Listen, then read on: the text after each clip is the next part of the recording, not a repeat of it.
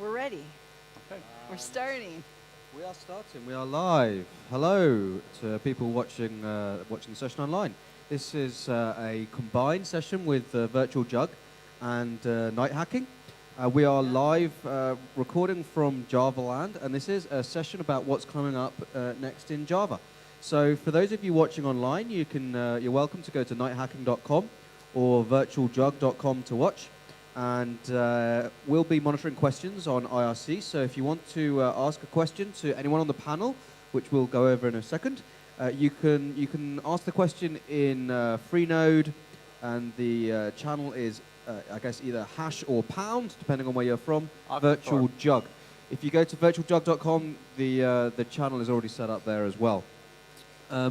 So without further ado, I'm gonna pass over to Heather VanCura. Heather, this is your second or third session on the vJUG? Second, I think. This is my second. This is your second session. vJUG session. Well, Yes. you're very lucky. You're a very lucky individual to get the second chance. I'm very blessed to Yeah. have a second chance. Thank So, you, Simon. so tell us what we're going to do in the session, and let's introduce the panel. Okay, so what we're going to do today in this session is we are going to talk about Adopt-a-JSR. So Simon and I have talked for a few months now about how Virtual JUG members can contribute and participate via Adopt-a-JSR, which is a program that started several years ago, initiated by Java user groups, the London Java community, and there's many other Java user groups around the world. We have some London Java community members out there in our live audience here at JavaLand. This is our live studio audience. I tend to like these live ones. My first Virtual JUG meeting was a live meeting as well. Okay, so anyway, Adopt-a-JSR. So we want to bring Adopt-a-JSR to the Virtual JUG members. So since many spec leads are here attending JavaLand this year, we thought we'd take advantage of this opportunity to talk about some of the JSRs that are currently being developed through the JCP program, and discuss some ways that the spec leads would like to have contributions from Java developers, and how Java developers can contribute to the future evolution of Java via their Java specification requests, so their JSRs. So as they're leading these specs and developing them through the JCP program, how can you contribute and influence the direction that they're taking their technology? So I have 3 spec leads here with us today. They're going to share with you what they're doing. We've got Andres Almiray, who is leading JSR 377, which is a new JSR, the Desktop Embedded Application API. So we'll hear from him. Yeah, that's right. Yeah. And we have Ed Burns, who is leading 2 of the Java EE8 JSRs. So many of those were submitted at the last part of 2014. So lots of activity going on around Java EE8. Getting underway. Yes, starting to get underway. So we'll hear from him about his 2 JSRs that he's leading. And then we have Anatole Tresch, who is leading JSR 354, which is nearing the final stages of development in the JCP program. So another perspective and different ways that you can contribute via Adopt-a-JSR as a JSR goes kind of through the life cycle of the JCP. So we'll hear his perspective too on what you can do at this point now that we're almost to the finish line with the Java money. Yeah, actually, I can say good news. I'm basically ready to file today. Very good.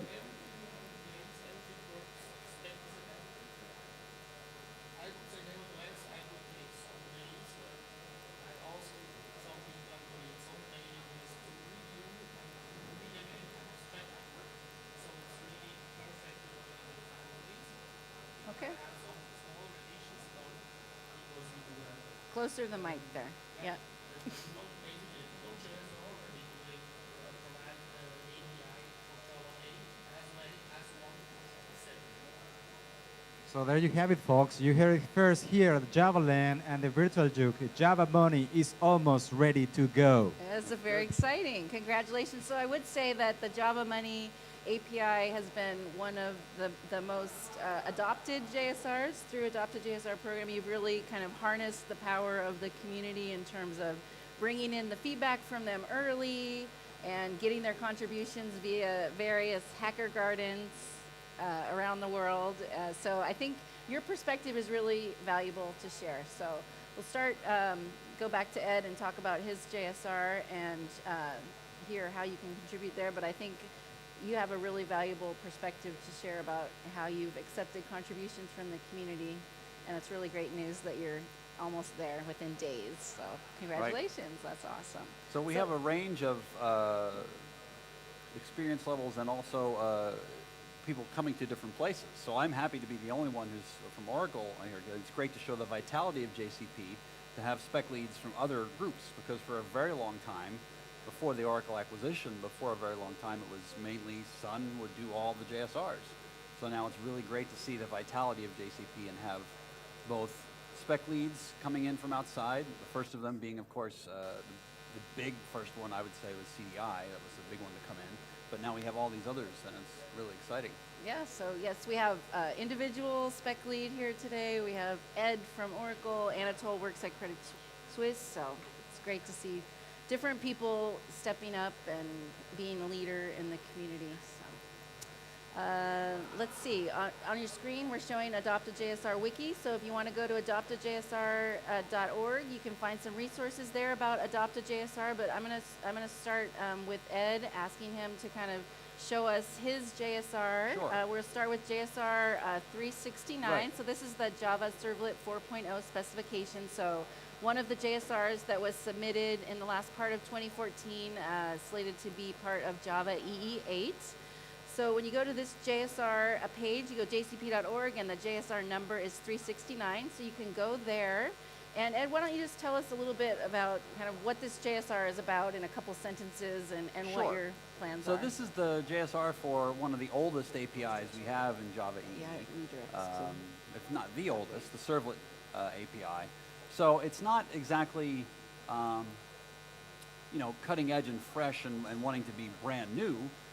So in that sense, it's a very stable thing that's been around for a long time. So the kinds of contributions we need for Servlet help are more in keeping with that incremental improvement nature of the changes to the spec. So I've updated the Adopt-a-JSR page here.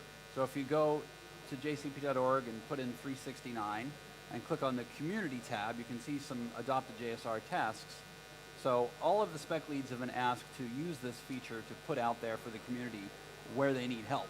So me in particular, I need help in coming up, categorizing the issues that are in the JIRA already, trying to get some more use cases gathered for sessionless applications, and in terms of documentation cleanup, getting a complete list of references to threading and asynchronous that we have in the Java doc and PDF, because the Servlet spec is quite large.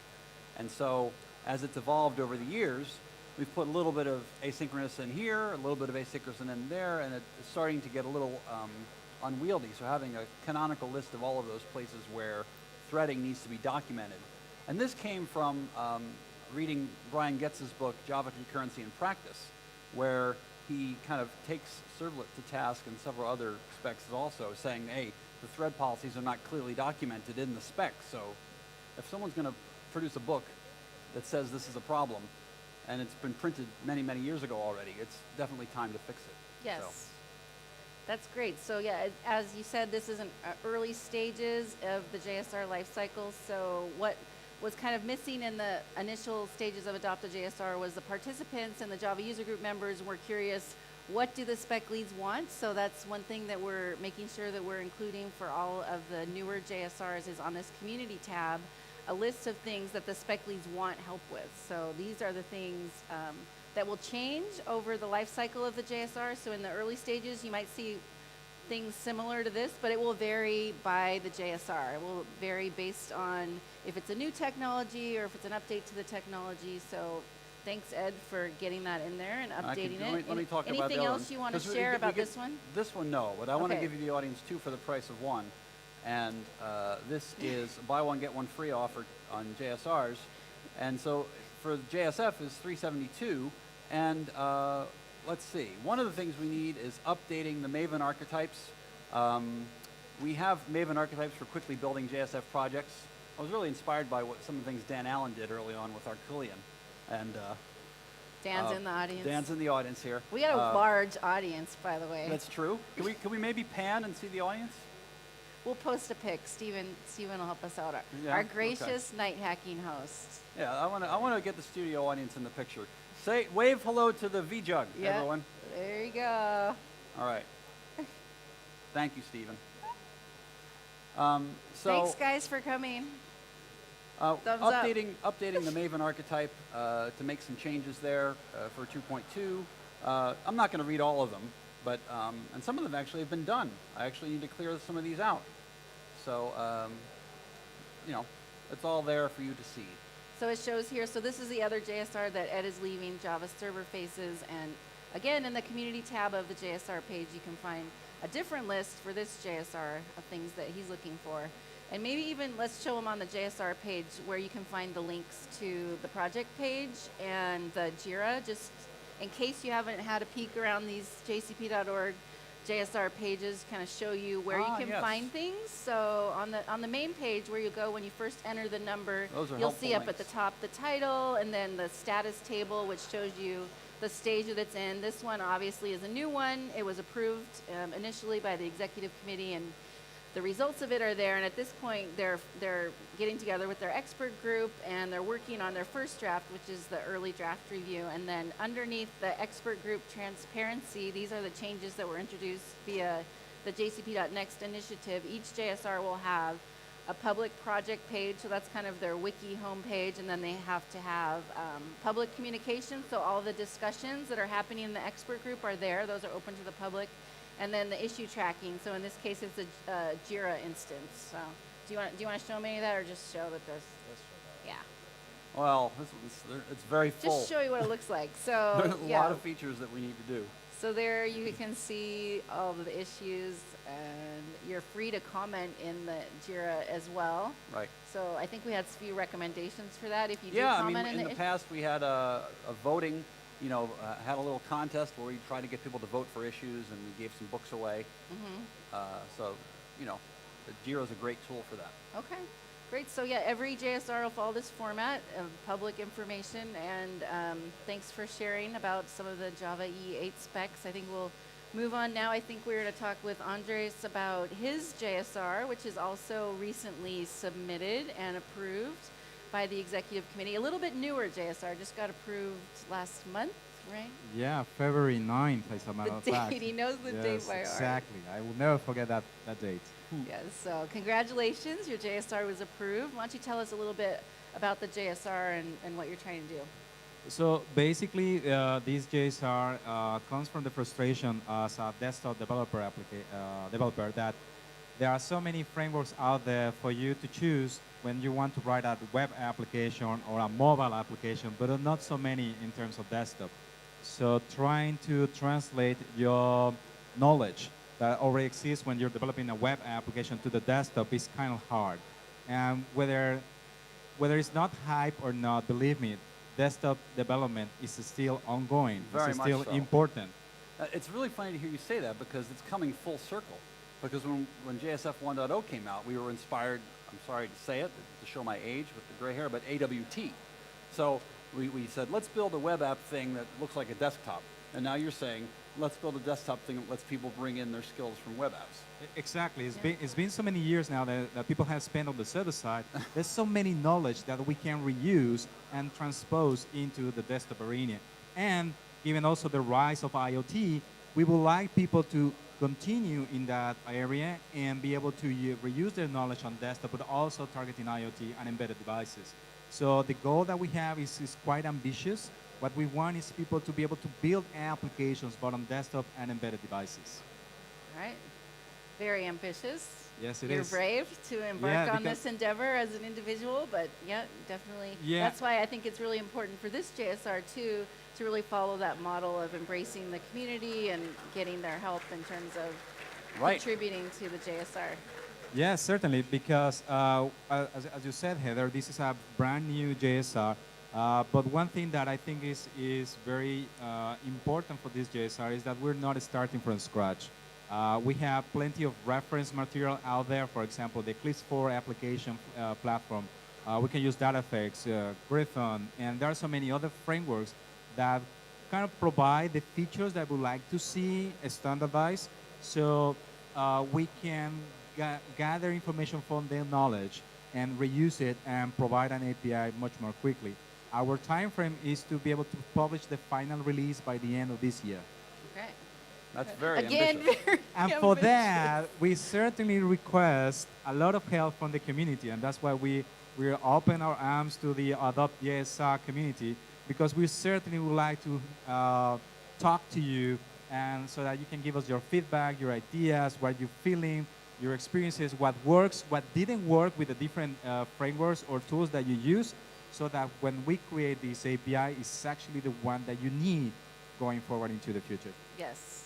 And it's great, too, to have these opportunities at conferences to talk to the community, but I think being able to harness the virtual JUG members, so you've got, what, 3,000 members now, Simon? So what can we tell them about what they can do at this point? Well, because we're just starting, the expert group is almost finished in original formation. You can join the expert group at any time as long as a JSR is still ongoing with before it publishes the final release, if I'm not mistaken. Yes, it's up to the spec lead to determine when they will stop accepting expert group members. Some of them, most of them, I say, would stop accepting expert group members once kind of they're in full swing with the early draft review, but that's your choice. Yeah, exactly. We have the doors open for everybody.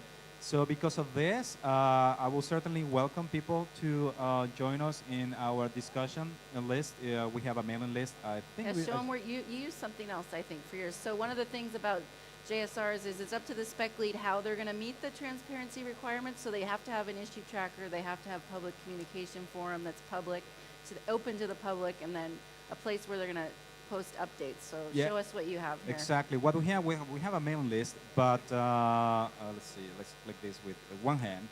And what we have, actually, we don't yet have any issues. We're hosting our code on GitHub. And we decided to do so because we believe GitHub is a much better place for engaging people and having all kind of communications. And another thing that we are doing with this JSR is that we're following the same footsteps of the CDI spec, which means it's double licenses. It is licensed on the JSPA, and it's also licensed on the Apache 2. So anybody can contribute to the spec, and anybody will be able to contribute to the TCK. All right. So that's good. We got your GitHub repository here. Yes, we have an organization on GitHub. It's just JSR 377. Uh-huh. So far, we have 3 repositories, and one of them happens to be the website. And this is one of the areas, I can quickly show you that. One of the areas when we hope people to join us, there's a link to the main list and the ongoing discussions. One of the things that we'd also like to have very soon is have a proper name for the JSR. For example, JSR 354 has a really cool name, Java Money. And we have a very long name, the Desktop Embedded Framework API. So we're looking for a name, and we're certainly looking for a logo. So if you have ideas, let us know. It's very likely that it's going to win some books and some goodies. All right. So where would they put? Where should they put those ideas? Where would you suggest you start yeah, a new right thread, here. or you have one? Yeah, here? just start a new thread here on the mailing list, or contact us on Twitter. If you want to talk to us, here's the Twitter account. Twitter handle Oh. JSR 377, right? Yes, let's go by there. There it is, JSR 377. We also have a Gitter IM chat, so that anytime that you want to hang out with us, and if we're online, we can answer your questions directly. You don't have to wait for things to happen asynchronous using the email. Okay. So you want help with the logo and the website at this point, and what else? What And- other types of feedback would you like? We're currently discussing the application lifecycle and what we like to call MVC triplets or MVC groups. So if this interests you right now, please join as soon as possible. And we will continue discussing other features such as threading facilities, dependency injection, resource injection, and perhaps application structure. So we have a list of common features that we'd like to see here at the front of the website. They're also listed on the JCP, on the JSR's webpage. So we will tackle each one of these in some particular order. So as soon as you see some of these discussions happening, please join, or you can start the discussion yourself. Okay, great. Anything else you want to show us? I think that's all for the Good. moment. Okay. Thank you. And if you have questions from the Virtual JUG members, we can take those on chat, right, Simon? Okay. All right. So we Any questions, Simon, from the? Not yet. Oh, Not okay. yet. Okay. So Anatole, leading Java Money, as we already talked about, Money and Currency API officially, JSR 354. So here we are. When was this JSR submitted? It was a couple, like, at least 2 years ago, right? Is it 3? I think 2012. It's even 3 years ago. 2012 It's is what 3 my years ago. memory Yep. says, yes. I took it over 2 years ago, if you remember correctly. Yes, so submitted in January 2012, nearing the finish line now, 3 years later. Why don't you tell us a little bit about the JSR in terms of its aim and its scope and what it's doing first? Yeah, basically, when you're looking at the currency classes we have, as of now in the JDK, you have some limitations. It works with ISO currencies. When you look at ISO, there are some constraints. For example, if an ISO code is not valid anymore, 10 years later, the code can be reassigned to something new. So in the long term, you have an identity issue with that. Right. That's one thing. Then when you look at let's say, complete virtual currencies, game currencies, video, Facebook coins, something like that, that's not mapped at all. And when you then even look at more dynamic, even contextual behavior, like you have maybe in SaaS applications or something like that, where each SaaS tenant may have different currencies in use, you may want to have additional mechanisms that are more dynamic for defining which currencies are available in your system and which are not. So that's for the currency side. When you're going then forward to monetary amounts, typically, I hope people do really realize that they should not use doubles for amounts, because you get really in a mess really quick with that, because floating point arithmetics simply does not work with finance data. But on top of that, if you use, for example, big decimal, you still have to care about that the currency is always coming together with the number. So there is no abstraction or class like amount. Right. So that's one additional things we provide. I like that. Then next topic, if you're talking about amount in different currencies, you want to be able to convert them between, let's say, Swiss francs and US dollars, for example. So the JSR provides an API for doing that. But that's not that simple, because many companies have completely different ways how they decide which would be an appropriate exchange rate to do that. So the API should be simple to use, but in the same way also very powerful to do complex and complex stuff with it. And I think we achieved that quite good. So that was at least the feedback we also have from many people and jobs that tested our APIs. So there is the one last aspect that's in the JSR, that's the formatting part. You have a decimal format as of now, where you can do a lot of things, but there are also some constraints, like the fixed grouping size, which this allows you to model, for example, and format Indian rupees in the way they should be formatted. Right.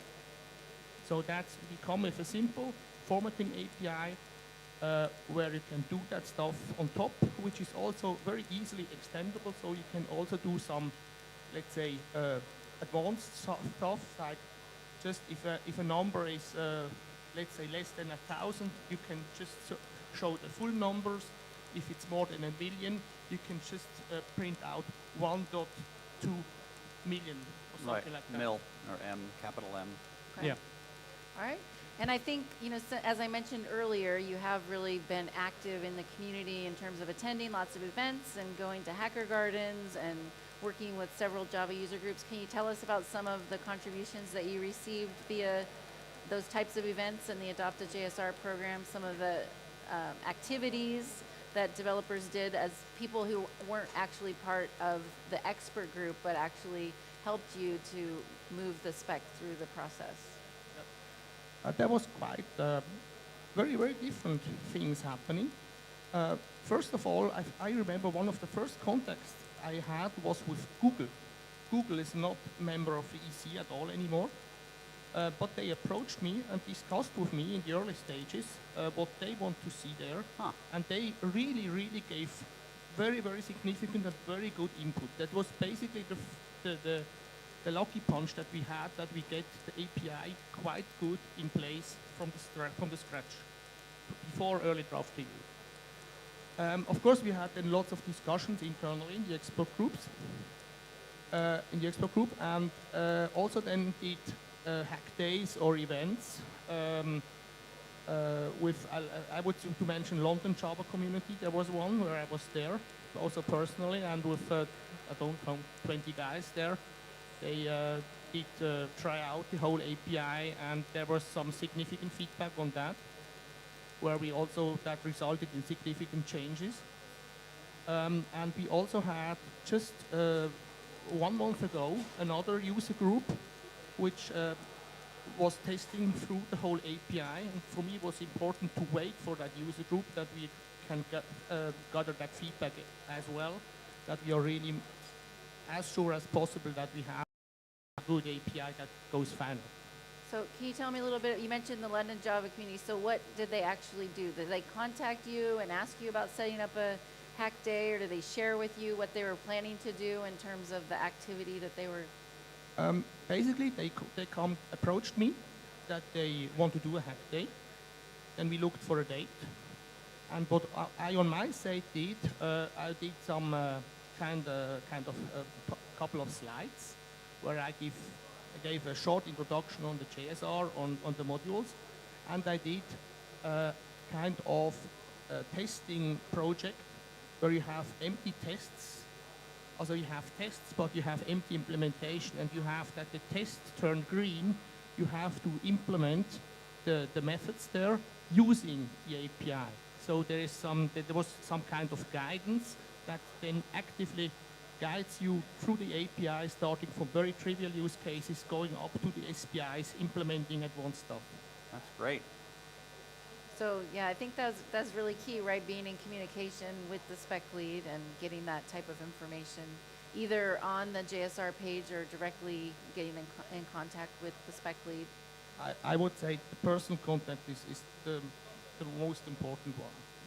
Just go to the Java user groups, tell about the JSRs. Even if there are some that you might think that they should provide feedback, I would say also to mention, I really should not forget them, is the Indian Java user group with Raj. They provided a lot and adopted the JSR in the early stages quite quickly. Anything else in terms of activities? You did some testing. There was quite a bit of testing, I think. Can you give us a little detail on terms of what the participants did, in terms of what did they test, and how did they give you that feedback, and what's the best way to receive that as a spec lead? What worked quite well was as part of the hacker gardens we do regularly in Zurich, and sometimes also in Basel, is that colleagues there helped me to write the TCK tests actually, and some of the colleagues basically really contributed significant parts of it. It was not huge parts related to the overall size of the TCK, but there were some significant also from the complexity side. Really on the numeric parts of the JSR, some colleagues did really a great job. Great. Anything else that you want to add, or anything that you're still looking for? It sounds like you're within days of submitting the final release. But anything that can be done, I mean, some JSR spec leads do actually still want feedback after the final release. So anything from your side that you'd like? Basically, there are two things. So if somebody is listening now and really thinks, oh, that's a cool thing, I want to help them, then it would be very appreciated if somebody can read through the spec as it is of now, just because I'm not a native English speaker. So it's always good if some native English speakers go over it one last time. Beside that, of course, even if it's final, we designed an API. Some aspects of it are quite open. but it could be that with time there are requirements evolving that make sense that we can perhaps do later a maintenance release where we add additional features. Get So some feedback. always give feedback to the stuff. Also, we have open source projects attached to it that are not part of the JSR itself, where we try to provide additional features like financial formulas for calculations, for example. And also there, people are free and very welcome to contribute and help us there. Okay. So the latest version of the spec, would that be the proposed final draft that's on the jcp.org page? The very, very last version, basically, you can directly look at it on GitHub. When you go for GitHub/JavaMoney, and then you have the JSR API, the first one, and there under source main ASCII-doc Java specification is the latest spec version. And on GitHub is quite nice because you can directly read it on GitHub. It's very comfortable. Mm-hmm. Okay, so that's the latest version of the spec. That's the latest version. I checked in about half an hour ago. Okay. Anything else you want to share about Java Money? I don't know. I think that's the most important thing. It's very detailed. Okay. Thank you for all the Okay, detail. Simon has a question. So we've got a question in from the vJUG. Will that spec be made part of the JDK, and if so, when? Yeah, that's a famous question. Basically, I have written a chip for trying to get it into JDK 9. The feedback from Oracle was that basically, I think most resources are bundled with the Jigsaw stuff. So they really want to constrain the scope of JDK 9, so we are not getting into JDK 9. But on the other side, when we get Jigsaw and we have modules, I don't think that's a bad thing, because we can simply build in a JDK module, and I'm quite sure Oracle will help us that we are then downloadable as well, very easy. Yeah, so that's a question that people often ask, and it used to be something of a status symbol, like I want to get my stuff into the core JDK, so everyone must download it. But nowadays, especially with Jigsaw, but before we get Jigsaw, we have Maven, and it's just not as much of a thing anymore. And I would say my advice for someone who's in an external JSR and wants to be in the JDK is you probably don't want to put that anchor on, because once you get in there, everything gets locked down, and it's much harder to evolve and make changes. So that's just my 2 cents. Yeah, this is precisely the reason why the JSR 377 is going to be released as a standalone one, because we will not wait for any JDK release, and we also may be able to target older JDK releases, for example, JDK 7 or even JDK 8. If we were to be bundled with 9, then everybody has to upgrade to that version and start using it. But if we release earlier and not be bound to a specific JDK release, then people can give us much more earlier feedback. Yeah, and I think we discussed that within the JCP Executive Committee as well, that there has been kind of a trend or a desire from the community, or from spec leads especially, that it needs to be part of the platform, and the majority of specs are actually going into a platform, but that's not actually a healthy thing. We used to have quite a few standalone JSRs, so I think it's nice to have some that are standalone, not to have only JSRs that are in a platform going through the JCP. And of course, not being part of the JDK doesn't restrict anyone from using it. It just means that they have to download and use an extra library rather than bundling it as part. And for the whatever percent that don't use it, it means they don't have to download it as part of the JDK, meaning it's more lightweight. Yeah. Yeah. Okay. Any other questions? You want no other questions? Any questions from the audience? I have a question for you, Anatole. Did you have to do anything extra to get GitHub to display the README in ASCII-doc, or do they have built-in support for ASCII-doc? No, ASCII-doc is built in. I did never did anything. All right. So you're looking at the source directly from toggle off the extension. Oh, We you wanna have an talk a extension little bit, too, loaded? about what? Yeah. Okay. So people looking at home, they can see the ASCII-doc sources are directed right there as raw material from GitHub. But if you have the ASCII-doc add-on extension, in this case for Firefox, it renders the content directly. And Okay. GitHub is also very friendly to the ASCII doc format so that you can see the content like this. Okay. So this is perhaps one of the reasons why some of the newer JSRs prefer this format, because it's very easy to share and it's very easy to see the rendered content. Right. Okay. I had a funny experience recently, since we have an hour, right? Yeah, we have one more question, One I more think, question? but go Oh, you- ahead and share. Well, it's real quick regarding documentation. This isn't going to formats. take the rest of the hour. No, is no, it? no, no. Right, This is okay. really short. Anyone who's ever read an RFC, you kind of feel like you're going back to the 1960s because they have this text format, and they work very, very hard to preserve that text format. So when you write an RFC, you have to write it in XML, and they have a thing called XML to RFC, which uses make to invoke Java to create a .txt file. I kid you not, that is how IETF does it. So now coming back to the format, my two specs are both written in Frame, JSF and Servlet, which I'm co-spec lead on these, and it's a community effort, so I say my two specs, but I really don't mean my. It's always been a community thing, so let me say that. But there are different versions of Frame, so I have to use Frame 7 for JSF and Frame 10 for, it's just very complicated and painful and has a lot of stickiness with the Oracle Enterprise way of doing things. So using a lighter weight format is a really great thing. I wonder if IBM will produce an RFC to XML format. Right. You take it back, right. Little joke there for ex-JSON fans. So, one more question coming in on RC. That GitHub location, it has, this is from S1KH1. That GitHub location has copyright, and even source code has copyright. Doesn't mention the Apache 2 license. Is it Apache licensed?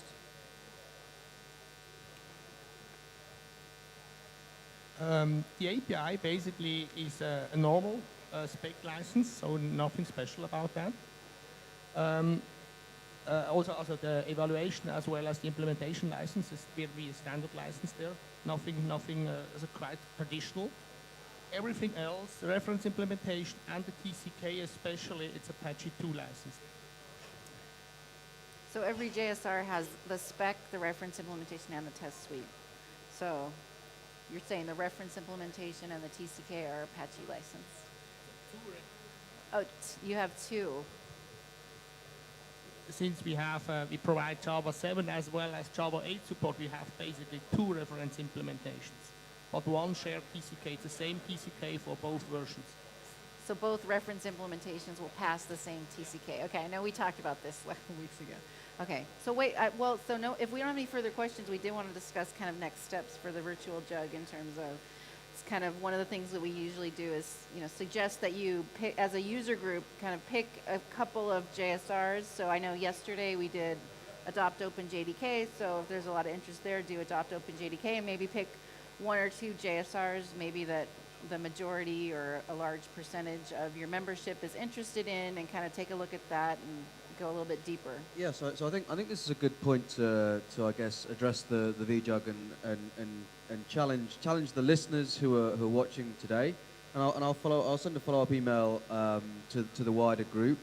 What we could perhaps do is give a list of JSRs to the list, to the vJUG list, and say, what kind of things are the vJUG members interested in?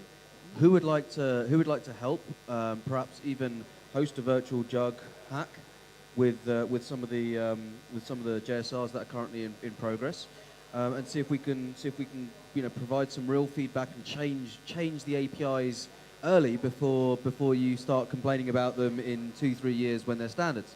So I'd love to challenge the vJUG members right now and say, I'm going to email you, and I want you to stand up and be strong and let's fight for our Java freedom and rah rah rah. But let's challenge you to actually form a team, form a group, and let's have a hack and make something happen. So I wonder if are there any people that are in the vJUG that come from the ScriptKitty and the web dev communities? Because I've always been, like, I'm a Java community native person. And I wonder how someone who is coming in from the other worlds of Rails development, all that other kind of communities, do they have the same kind of thing? Or is what we have in Java with JCP really a unique thing in the software development world? I don't know. Do you have any sense for that, Simon? So I think Java as a community is actually quite special in that respect, and I wouldn't even restrict it necessarily just to front end devs. I'd say actually other languages. I think Java is actually pretty unique with a lot of the community aspects and a lot of the things it has.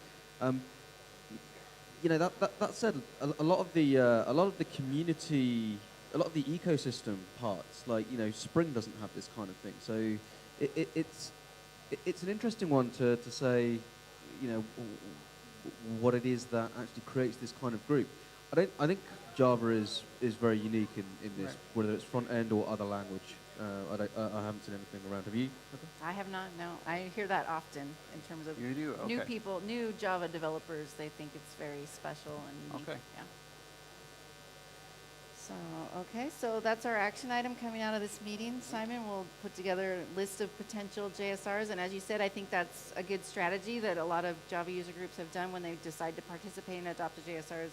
Form a sub-team, subcommittee, and a leader, somebody to kind of check in with the community and see where things are and where they. Yeah, so I think what will probably be good actually is to understand from JSR leads actually what are the things they need help with right now in their process, and so that we as members can say, oh, okay, if this is just a documentation thing, for example, yeah, someone can just take that action. But if it's a hack day and lots of people in the vJUG are interested in it, then we can organize an event around it or something like that. It would be great to understand the kind of topics and the style of help that's needed for each of those JSRs. And it will vary by JSR, which is why, especially in the last year, I work with each of the spec leads to make sure that on that community tab of the jcp.org site, we have a list of things that are currently wanted from the community. So here's a challenge for the Virtual JUG. Try to come up with a virtual hacker garden session before the end of the year. That's interesting actually, because a virtual hacker garden session. Yes. Okay, that's interesting. Yeah. Not a hack day, a hacker garden. A hacker garden. Okay, that's interesting. Cause we were thinking about piggybacking on like a hack day, perhaps even in London. Hack the tower. Yeah, hack the tower, which is an adopted open JDK thing. But that's like a number of hours, right? That's like 3 or 4 hours or something like that. Oh, it is all day. Okay. All day on a Saturday. They start in the morning. They go all day on a Saturday. My wife's gonna hate me. 11 till 5. Okay. So yeah, we could perhaps do that. Maybe even maybe do something similar like that at DevOps or. Yeah. Okay. Well, challenge accepted. Okay, so you're looking for volunteers. Yeah. From the community, from the virtual. Yeah, so we're going to want some volunteers that are going to be in to help and to provide advice as to how that can be run. Yeah. Okay. I'm going to challenge Andres now to run that. No. Well, he's the spec lead. You need someone else needs to contact Simon. That's true. Yeah. So yeah, I'll add that in the email, and we'll find a lead for that. Okay. Perfect. All right. Well, I've enjoyed sharing here with you how the Virtual JUG can get involved, and thanks to all the spec leads for sharing their perspective and what they want, and thanks to Stephen for allowing us to take over his night hacking stage here at JavaLand. Absolutely, yes. So thank you very much to the crowd who's especially these very loyal fans who stayed the entire duration. Yeah. At one point, we almost needed like police barriers to stop people encroaching onto the stage, but we're good now. Yeah, thank you very much to the panel, and particularly Heather for leading the session. Thank you very much to the Nighthacking again for sharing the session with us, and to Stephen Chin for his kind hospitality and equipment in running this session. From the vJUG, our next session is on April 1st, and it's actually one of the leaders of JavaLand that's going to be giving the session, which is Marcus Eisel. And he's going to be talking about how you can architect large enterprise applications with Java EE. So that's going to be an interesting one, kind of almost leaning on a little bit of microservices. Okay. So yeah, looking forward to seeing you then. That'll be April 1st at 5 p.m. UK time. And with that, I'll just say thank you again to all our panel members and to Heather. And see you next time on the vJUG. Okay, thanks everybody. Bye. Okay. Press the button. Yep. Got it. Okay. Woo! Updating the enterprise to microservices.